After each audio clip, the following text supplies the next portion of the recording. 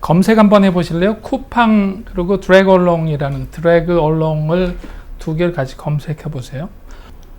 처음에 소프트뱅크에서 1조를 투자할 때 2015년 5월 9일 기사 한번 보실래요? 자, 한번 제가 읽어볼게요. 일본 IT 공룡 소프트뱅크가 국내 1위 소셜 커머스 쿠팡에 10억 달러를 투자한다.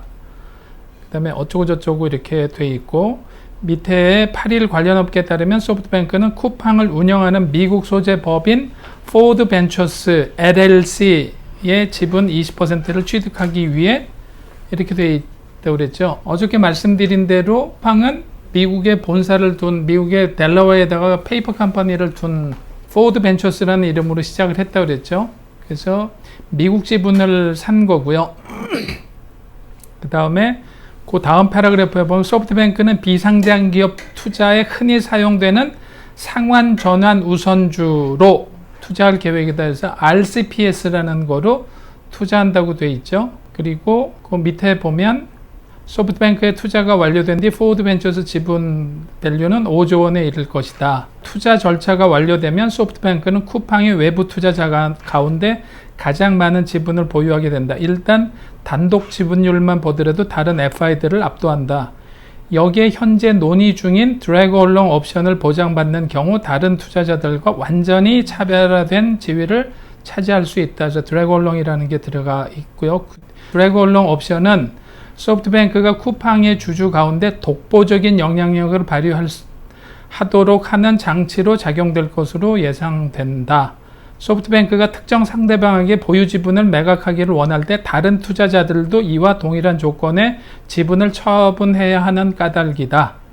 소프트뱅크가 자신들과 전략적 관계에 있는 제3자에게 지분을 몰아주는 방식을 택할 수도 있다. 이렇게 되어 있죠. 어저께 말씀드린 대로 투자는 다 RCPS로 이루어진다고 그랬어요. 2004년도부터 우리나라 표준계약서가 RCPS가 됐다고 그랬는데, RCPS로 하는데 상환 요청을 하는 경우에 어떤 제약 조건이 있다고 그랬죠? 돈 돌려줘라 해도 어떤 제약 조건이 있다고 그랬어요? 돈을 돌려주기 위한 조건이 뭐가 있어야 된다고 그랬죠? 배당 가능 이익이 있어야지만 그 돈을 돌려줄 수 있는 거예요. 내가 100억을 투자를 받고 투자받은 돈이 회사에 다 그대로 남아 있어도 회사에 이익이 안 나면 돈을 안 돌려줘도 돼요. 못 돌려주는 거예요, 법적으로. 그래서 RCPS라는 걸 하고 해외 투자자들은 그냥 자동으로 드래그 얼롱이라는 게 붙는 거예요. 드래그 얼롱은 뭐냐면 그런 일이 발생하면 상환을 받지 못하니까 내 마음대로 니네 회사 주식을 다 처분할 수 있다. 그래서 내 돈을 회수해 간다. 그게 드래그 얼롱이에요. 그러니까 미국에는 드래그 얼롱이 RCPS에 그냥 완전히 세트로 항상 껴다녀요. 근데 우리나라는 모태펀드에서 그걸 빼놨다고 그랬죠. 제가 그 중기부 장관하고 간담회 할 때 제가 중기부 장관한테 그 얘기를 했다가 옆에서 좀 그 다른 사람들이 막 아우성을 쳤는데, 우리나라에서도 M&A가 일어나려면 그 벤처 캐피탈들이 투자를 한 다음에 드래그 얼롱을 주면 어떤 일이 벌어지겠어요? 적극적으로 M&A가 활발하게 일어날 수 있는데 그 장치가 없어서 전혀 없으니까 그 창투사들 입장에서 손 놓고 있을 수밖에 없어요. 할 수 있는 방법이 없으니까. 지분율이 높지도 않고. 드래그 얼롱은 어저께도 얘기했지만 지분율이 낮아도 모든 주식을 내가 갖다가 마음대로 처분하고 내가 투자한 돈하고 거기에 상응하는 이익을 취한 다음에 나머지를 돌려주는 거라고 그랬죠. 그래서 지금 우리가 얘기하는 유니콘이라고 하는 거는 다 드래그 얼롱에 걸려 있어요. 전부 다가. 외국 투자자들은 그게 기본으로 되어 있다라는 거. 그래서 여기 보시면 쿠팡이 소프트뱅크가 RCPS로 10억 달러 투자했다고 그랬는데 저기 뭐가 붙어 있다고요? 드래그 얼롱 컨디션이 꼭 있다라는 거를 반드시 아셔야 됩니다. 해외 투자자는 저런 게 다 들어가 있어요. 그러면 죽기 살기로 잘못하면 어떤 일이 벌어져요? 약속을 못 지키면 그냥 자기도 모르는 사이에 회사가 통으로 날아가는 거예요. 날아가는데 자기 지분이 30%다 그러면 회사가 예를 들어서 1조에 팔렸다 그러면 자기가 3천억을 건지는 게 아니고 1조의 평가가 돼 있는데 투자자들이 9천억을 투자했다 그러면 9천억을 다 회수하고 동시에 자기네 수익을 붙여서 1조를 자기네가 다 갖고 가고 내가 지분이 30%가 있어도 0이 될 수가 있어요. 그래서 드래곤롱이라는 거가 굉장히 무서운 겁니다. 투자 받은 사람들한테는. 그런데 우리나라 창조사에서는 그거를 못 쓰게 한다 이렇게 말씀드렸는데, 우리나라도 MBK나 규모가 있는 사모펀드는 드래곤롱을 다 써요. 다. 근데 창조사들은 이런 거를 안 하고 있다 이렇게 말씀드렸고, 그래서 저거를 쿠팡도 RCPS로 다 투자를 했죠. 그러면 RCPS로 투자하면 그 전에 들어가 있던 애들이 다 사인을 같이 해줘야 돼요. 안 그러면 투자를 안 하거든요. 왜 그러냐면 니네 주식도 내가 팔려고 그러면 니네들 무조건 팔아야 돼. 이렇게 끌어다가 팔아야 되기 때문에 한꺼번에 주식을 100%로 매각을 해야 될 때도 있기 때문에, 그래서 드래곤롱 컨디션이라는 거가 그냥 보편적으로 다 들어가 있다고 보시면 되는데, 쿠팡이 저기 보시면 주식 종류 RCPS라고 돼 있고, 옐로우 모바일은 CPS라고 돼 있는데, CPS는 뭐가 빠진 거예요? R이 빠진 거라고 그랬죠. 저거는 상환은 요청은 할 수 없는 이런 거. 저거는 IFRS 때문에 CPS가 되면 자본 계정으로 들어가고 RCPS가 되면 부채 계정으로 들어간다고 말씀드렸어요. 자, 위메프도 RCPS 뒤로 갈수록 CPS가 생기죠. 저거는 이제 RCPS로 계속하면 부채 비율이 너무 나빠지기 때문에 너무 높아져서 저렇게 해요. 사실은 아까 말씀드린 대로 리뎀션 컨디션 상환 요청이 있어도 별로 의미가 없을 수 있다고 그랬죠. 드래곤롱이 안 들어가 있으면 저건 하나만한 조항. 근데 보시면 RCPS 그 다음에 크랩톤 같은 데는 보통주로 했다라는 거는, 크랩톤은 보통주로 텐센트가 왜 들어갔을까요? 텐센트는 쟤네들은 SI이기 때문에, 쟤네들은 저런 SI는 X에 대한 이런 욕구가 적다 그래서 쟤네들은 크랩톤하고 장기적으로 가려고 해서 들어와 있는 거고, RCPS 다 투자를 저렇게 한다. 뭐가 붙어 있다고요? 드래곤롱 컨디션은 생략되어 있다고 보시면 돼요. 그 다음에 이제 RCPS, CPS, RCPS 이렇게 쭉 있으면서 저게 이제 상환에 관련된 사항, 전원에 관련된 사항들이 상세하게 저렇게 기술되어 있는데요. 어저께 말씀드린 대로 저런 글로벌 투자자들의 RCPS의 계약서를 보면 거의 한 100페이지 정도씩 상당히 복잡하게 되어 있어요. 근데 우리 장 변호사님은 저런 거 하셔야 돼요. 변호사 출신이고, 그래서 스타트업의 계약서들을 의외로 잘, 특히 해외랑 투자 받으면 이거를 정확하게 이해를 못해서 어저께도 자본시장연구원에서도 스타트업들한테 시급한 거는 계약서를 좀 가르쳐야 된다. 충실하게 어떤 내용이 들어간다라는 거 모르는 사람들이 꽤 많이 있다라는 거예요. 그래서 이렇게 지금 유니콘이 된 데는 한 군데도 예외 없이 다 RCPS라는 거로 들어가 있고, 해외 투자자들이니까 뭐가 들어가 있어요? 드래곤롱이 다 들어가 있어서 상당히 위험한 상태로 돼 있는 거예요. 그러니까는 컬리나 이런 데들도 여차하면은 뭐가 돼요? 그냥 갖다가 쟤네들이 팔아버릴 수 있는 이런 상황이 돼 있고, 이미 주식이 95%가 FI로 돼 있으니까 배달의 민족과 같은 일이 언제든지 일어날 수 있는 상황이라는 거죠. 그래서 제가 볼 때는 뭐라고 말씀드렸죠? 액세스를 못했다고 그랬잖아요. 거의 일부만. 자, 그 조건이 어떻게 된다 해서 FI만 팔았다고 그랬잖아요. 자, 이것도 컬리도 저렇게 일어날 수 있는 95% FI들끼리 모여서 자기네 것만 팔면 김선아 대표는 5% 그냥 가지고 있는 거죠. 아무 액세스도 못하고. 투자자들 입장에서는 자기만 나가면 되니까.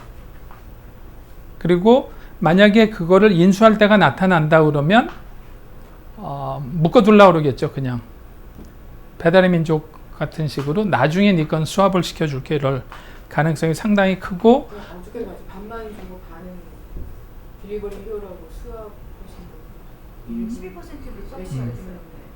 12%는 그렇게 하질 않았고 88%는 50대 50으로 한 거고 왜 그러냐면 현금이 많이 없기 때문에도 그렇고 그 다음에 걔네들이 주식으로 남겨두면 어떤 게 있냐면 시장에서 쟤네들이 주식을 들고 있다라는 얘기는 인수한 바이사이드의 주식이 주가가 올라갈 거다라는 걸 이거 상당히 좋게 본다라는 이런 얘기이기 때문에 그 셀사이드의 포텐셜을 높게 보면 주식으로 수합하는 경우가 많이 있어요. 얘네들 거를 시너지가 나서 많이 올라갈 거다라고 그러는 거고 바이사이드가 상당히 강력하면 그냥 현금으로 다 사는 거하고 논문에 보면은 그런 게 있어요. 현금하고 주식의 비율에 따라서 바이사이드하고 셀사이드의 파워를 좀 평가할 수 있다 이런 것들이요.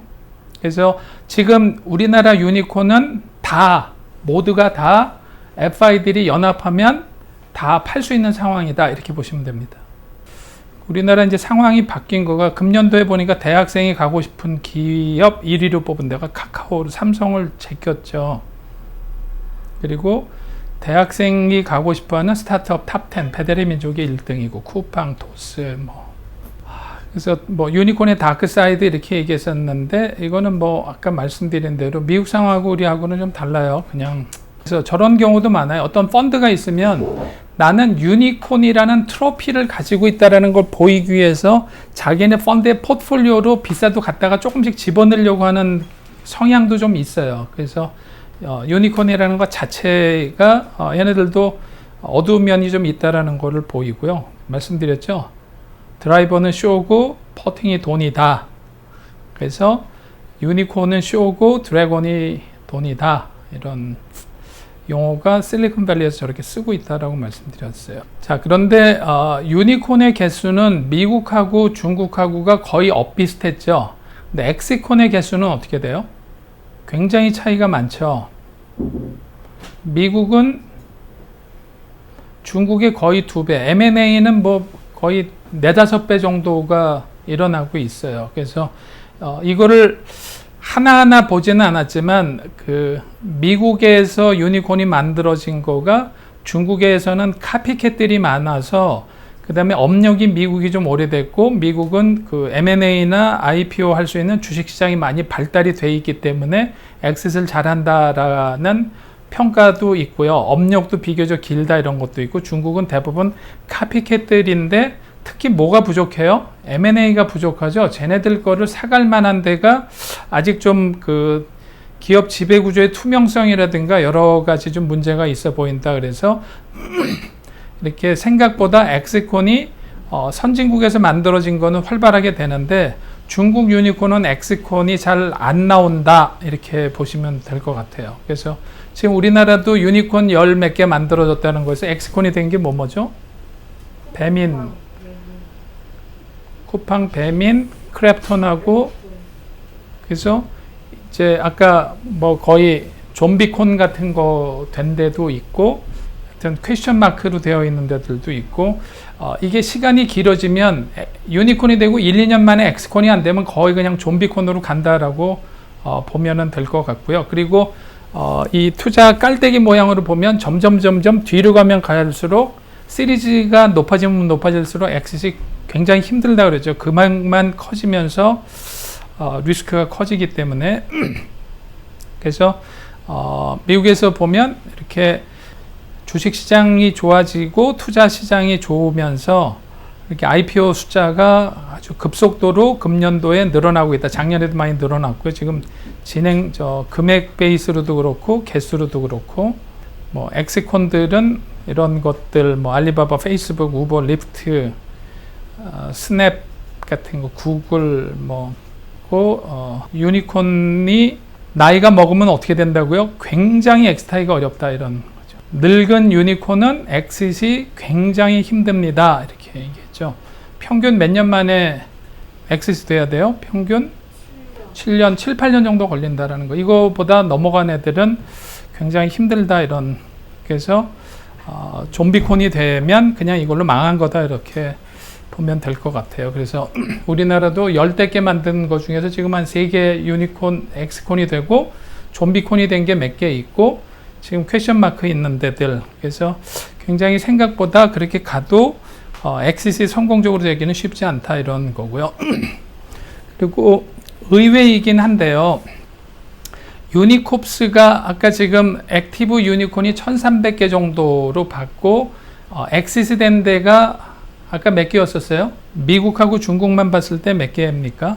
다른 나라까지 합쳐서 300개 정도 된다고 보면은 유니콘이 한 1700~800개 만들어지는 동안에 공식적으로 유니콥스가 된 거는 3개밖에는 없어요. 공식적으로는. 이게 중국의 소프트웨어 회사인 포아라는 거하고 영국의 포아하고 중국의 자전거 플랫폼이었던 오포가 망한 거하고 엘리자베스 홈스의 테라노스 사기꾼 아줌마 그저껜가 나왔죠.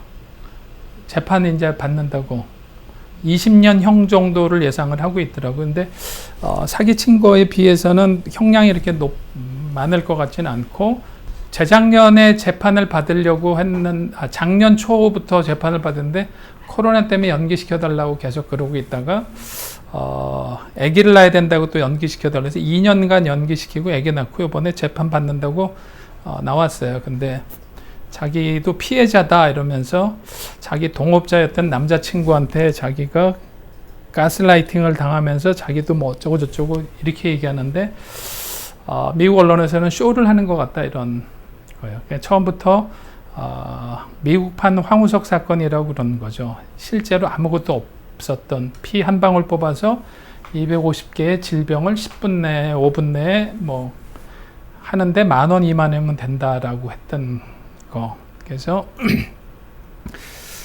5년 동안 기자가 쫓아다니면서 내부 고발자들하고 인터뷰해서 책을 냈죠. 배드 블러드라는 책을 냈고 그 제니퍼 로렌스 주인공으로 금년 말에 영화가 개봉될 것 같아요. 배드 블러드라는 거로 영화를 다 찍었다고 그러고요. 감독은 그 빅쇼트라는 영화를 찍었던 감독이 하는 거로 돼 있어요. 그래서 제니퍼 로페스가 그 가장 비슷하게 생겼다고 그러더라고요.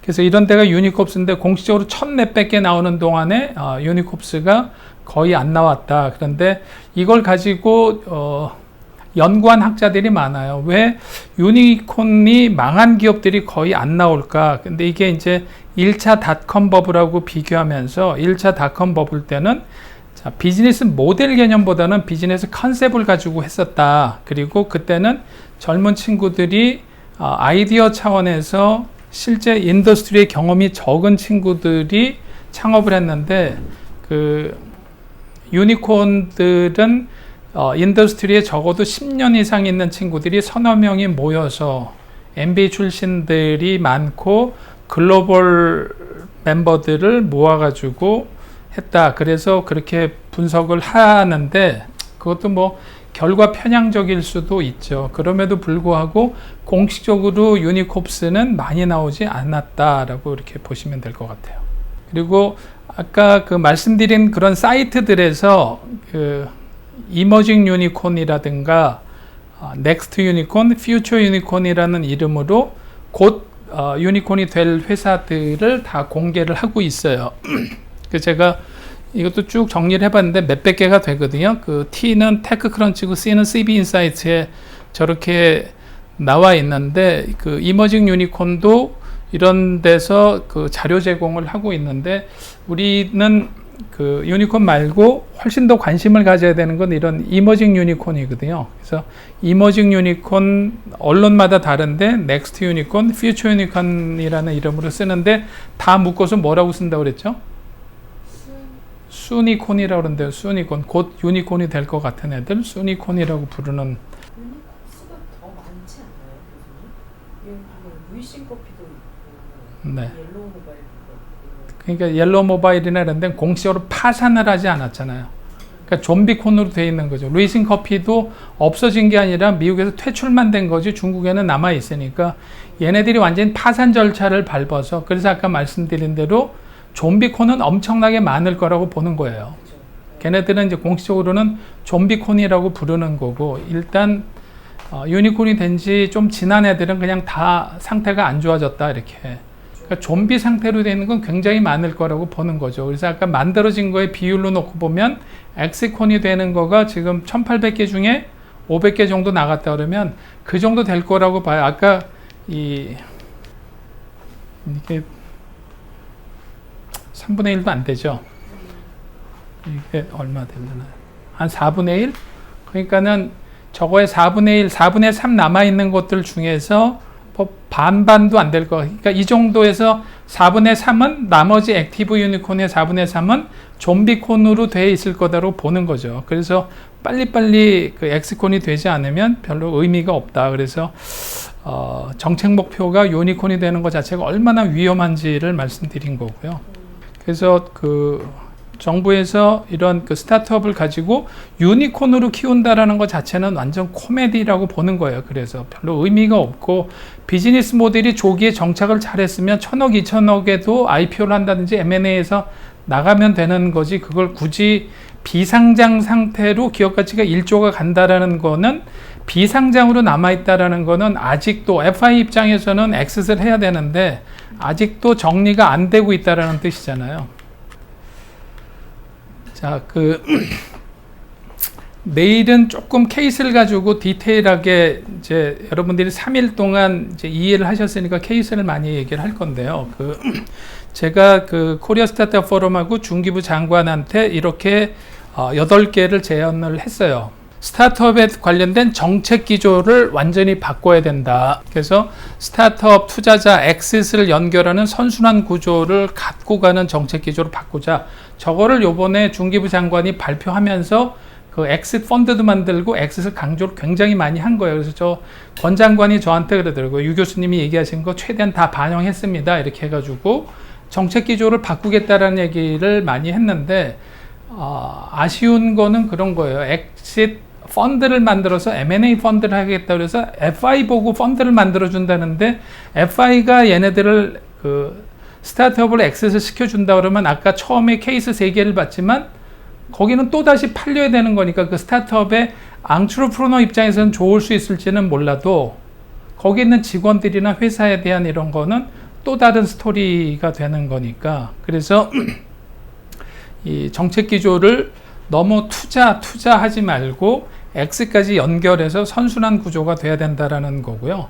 그 다음에 이 스타트업들을 그냥 자기네들이 아이디어를 중구난방으로 내게 하지 말고 그 유니콘 비즈니스 모델이나 퓨처 유니콘들에 대한 비즈니스 모델을 가지고 이거를 확산을 시키도록 해야 된다.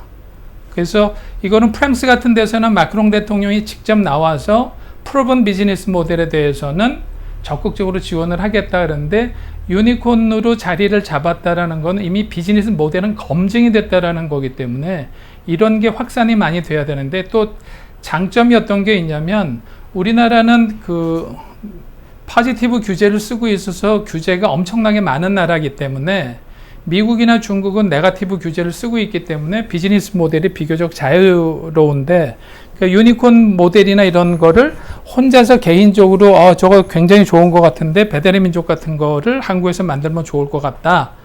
그거를 국내에서 만들었는데 그게 법적으로 이거 걸리고 저거 걸리고 하는 게 많아서 사전적으로 유니콘 비즈니스 모델을 연구해서 그걸 예를 들어서 1000개 비즈니스 모델을 봤다 그러면 500개는 우리나라 법상으로 전혀 문제가 없다. 근데 500개는 이런 법에 걸리고 저런 법에 걸리고 문제가 있을 거다 하는 거를 선행적으로 걸러서 해야 되는데 이 공정거래위원회나 이런 데서 그 규제 샌드박스 같은 거를 만들어서 스타트업이 하다가 안 되면은 규제 샌드박스에서 처리를 할 수 있다고는 하지만 스타트업이 규제 샌드박스에다가 집어넣고 시간 걸리는 동안에 펀딩이 안 돼서 죽어요. 그래서 사전적으로 비즈니스 모델을 스크리닝을 좀 해줘야 된다. 전혀 문제 없는 거는 빨리 확산을 시키고 문제가 될 만한 것들은 규제 샌드박스 이전에 그게 사회에 미치는 영향이라든가 이런 거를 사전 스터디를 해서 공론화시키는 작업이 필요하다라는 거고요.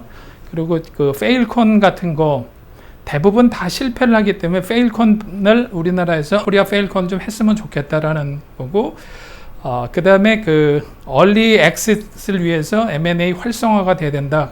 자, 2만 개가 만들어지면서 1600개 정도가 투자를 받고 50개가 IPO를 하는 나라에서 상당히 많은 것들을 M&A를 통해서 액세스 시켜야 되는데 어저께 그저께 자료 보여드린 대로 얼리 액세스를 해서 나간 게 몇 개 안 돼요. 우리나라 대기업이 사들인 거 몇 개 안 되고 다 좀비 상태로 남아있다는 거지. 상당히 많은 스타트업들이.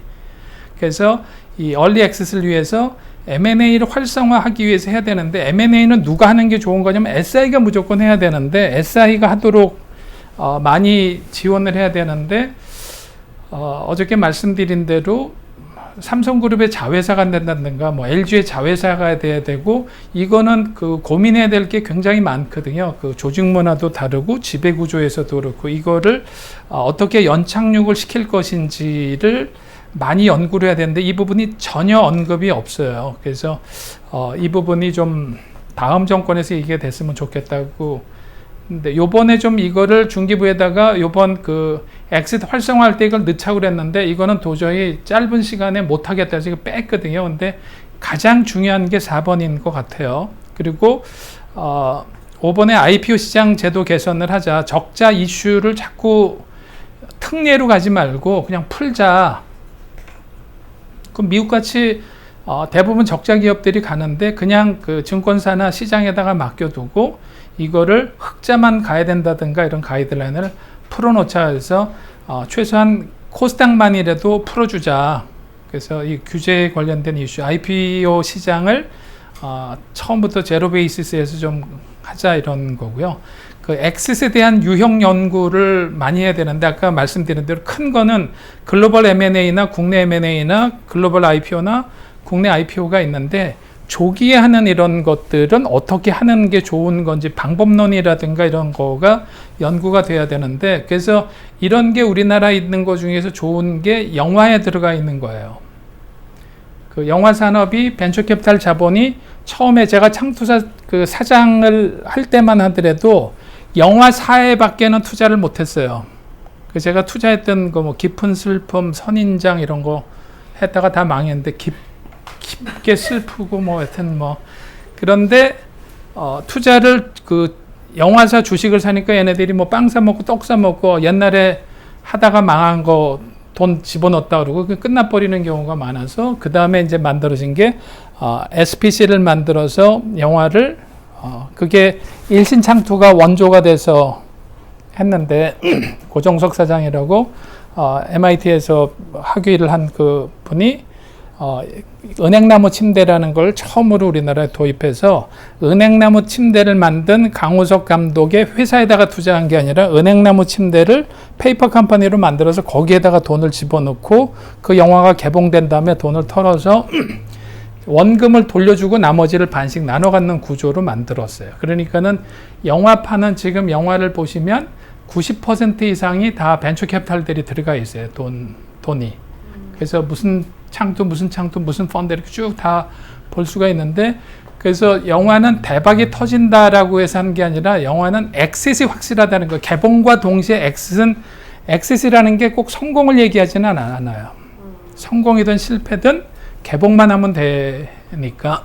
그래서 지금은 굉장히 잘 만들어져 있고 그래서 영화뿐만이 아니라 뮤지컬도 당연히 그렇게 하고 있고요. 그 우리나라에서 위키드가 들어와서 오리지널 팀이 들어와서 365일 공연할 때는 300억이 투자가 됐어요. 이게 다 벤처 캐피탈 자본으로 갔다가 우리나라도 뮤지컬 시장이 크기 때문에 300억을 프로젝트 파이낸싱으로 쏴준 거예요. 근데 이것도 1년만 하면은 엑싯이 될 수 있잖아요. 그래서 300억 투자돼서 350억을 벌었어요. 그래서 50억이 이익이 나서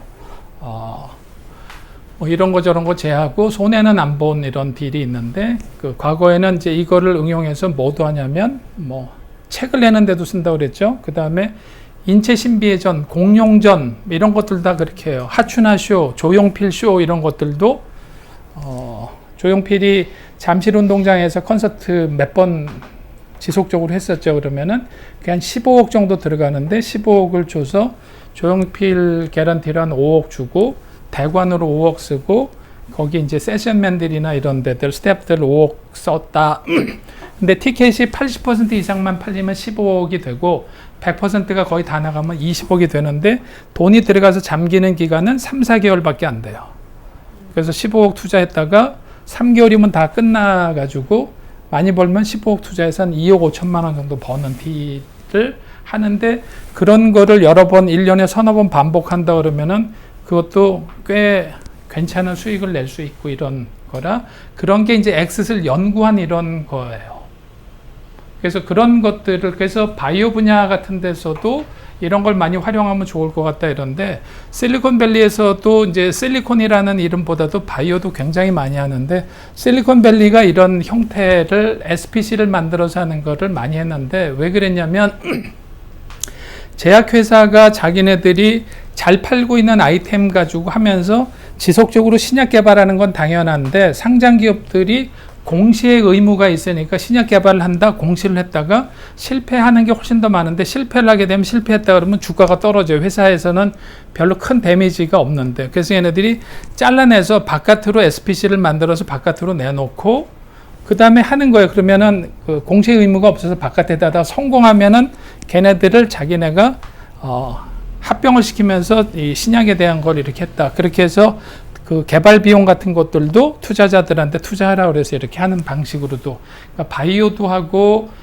이런 공연 같은 거나 문화에 관련된 것도 엑싯을 만들어내서 하는 거죠. 그 다음에 최근에 이제 뭐 인플루언서들한테는 이런 얘기도 했어요. 인플루언서들이 돈이 조금만 있으면 뭘 좀 할 수 있을 것 같은데, 그래서 그러면 인플루언서들도 영화를 찍는다라고 보고 아이템을 해서 어떤 기획을 해서 어떻게 하고 싶은지를 보면 돈이 뭐 몇 억 들어간다 그러면은 그런 것들도 프로젝트 파이낸스, 영화 하는 거랑 똑같이 인플루언서들이 상품을 한 달, 두 달 팔면은 다 끝나니까 기획해서부터 그런 것들도 지금 그 벤처 캐피탈들 돈이 들어가려고 하고 있고, 이게 이제 엑싯에 대한 연구를 굉장히 많이 해줘야 되는데, 대부분 IPO까지 바라본다라는 딜들은 극소수예요. 본인들은 뭐 이러고 저러고 얘기를 하지만 고스톱 칠 때 뭐 다 30점 낸다, 100점 낸다 이러는 게 아니라, 그래서 비즈니스 모델에 따라서 누구는 뭐 100m 달리기, 누구는 200m 달리기, 누구는 계주, 마라톤, 하프 마라톤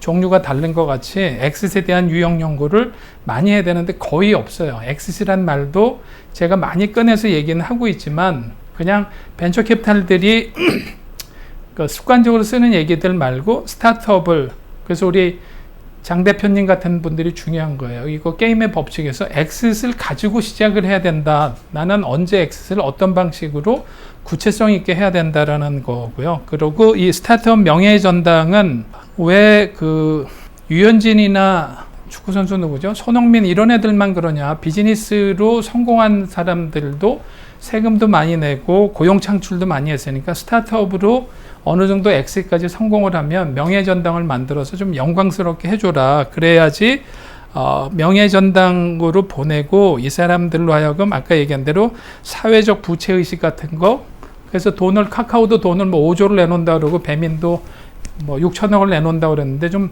기분 좋게 좀 내놓을 수 있게끔 이런 거를 만들 필요가 있다. 그래서 사람들이 그런 얘기 하더라고요. 김봉진 대표도 다 사람들이 박수 쳐주다가 딱 엑싯을 하고 나니까, 팔고 나니까 뭐 쌍 욕을 하기 시작하는데 자기가 뭘 잘못했는지 모르겠다 이런 거예요. 그 사람들을 영광스럽게 만들어주고 진짜 힘들게 해서 엄청난 사이클을 돌아가지고 성공을 했는데, 하여튼 우리는 그 이수진 대표도 요새 욕을 많이 먹는다고 그래요. 갑자기 욕을 그러니까 우리는 배가 아픈 이런, 그래서 그 명예전당을 만들자 그랬더니 그 중기부 장관이 10월 달에는 꼭 만들겠다고 그랬는데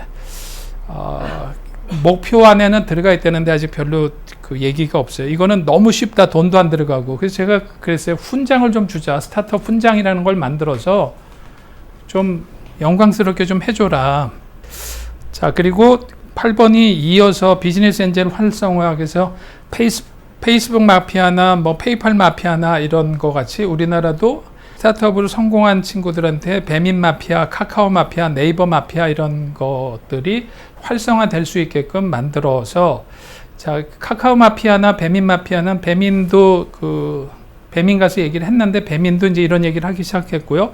카카오에도 카카오 마피아를 만들어라. 돈을 허투루 이렇게 뭐 도네이션 하지 말고 부르기웃 돕기 하는 데 쓰지 말고 차라리 니네가 내놓기란 5조를 스타트업 생태계에다 확 다 뿌려버려라. 그래서 이 돈을 그냥 도네이션해서 그냥 불우유토끼 해가지고 그냥 빵 사 먹고 이렇게 하지 말고 스타트업 생태계에다가 뿌리면 이 자체가 시드머니가 돼서 사업이 잘 커지면 니네 카카오 그룹이 전체적으로 좋아지는 거고, 비즈니스 모델은 괜찮았는데 잘 안 된 거면 그 카카오에서 흡수해서 할 수도 있고, 비즈니스 모델은 별로고 사람들은 괜찮으면 사람들은 뭐 채용해서 써도 되고, 이 생태계를 계속 키워나가면 좋지 않겠느냐 이렇게 얘기를 했는데, 이거는 사회적 그 컨센서스가 좀 있어야 될 것 같아요. 이미 네이버나 카카오 욕을 굉장히 많이 먹고 있는데 이렇게 한다 그러면은 그래서 이런 그 성공한 앙트로프너들을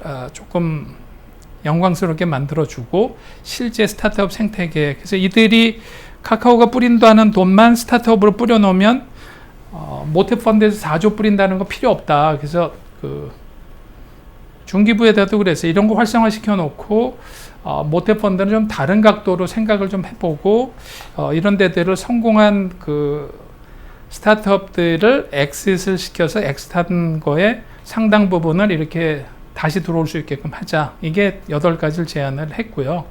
지금 카카오도 카카오 벤처스, 그리고 네이버 쪽은 네이버는 종류를 달리해서 되게 VC가 많잖아요. 네. 그런 식으로 하고 있는데 그거 외에 그거랑은 다른데요. 그거는 회사 돈으로 하는 거고, 네.